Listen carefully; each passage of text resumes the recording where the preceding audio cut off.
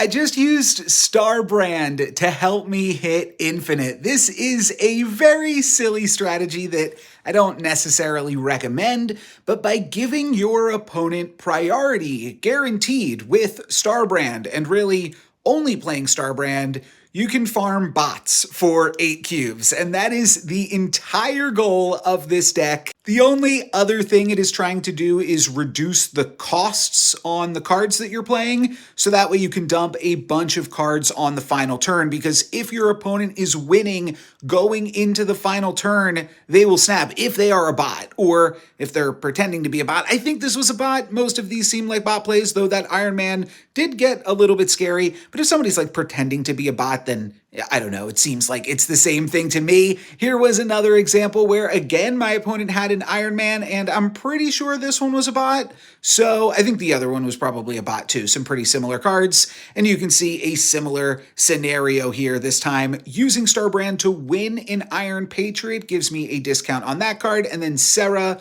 allows me to dump my more or less my entire hand on the final turn. A huge Iron Man location again is able to win a location, but we're able to once again win the other two. In this last game, I am for sure, this one was 100% a bot, and it is a pretty fantastic setup here because I get to drop a Fastos-empowered Starbrand into Krakoa, and actually with my opponent winning all 3 locations, they're already snapping up here, and I'm going to further their lead. I'm going to snap as well while I drop this huge Starbrand into Krakoa to ensure my opponent will stay in for the final turns of the game. And yeah, 2 clips featuring Krakoa here, kind of strange, but Starbrand is pretty good in that location too. I wound up playing Iron Patriot in the Krakoa lane.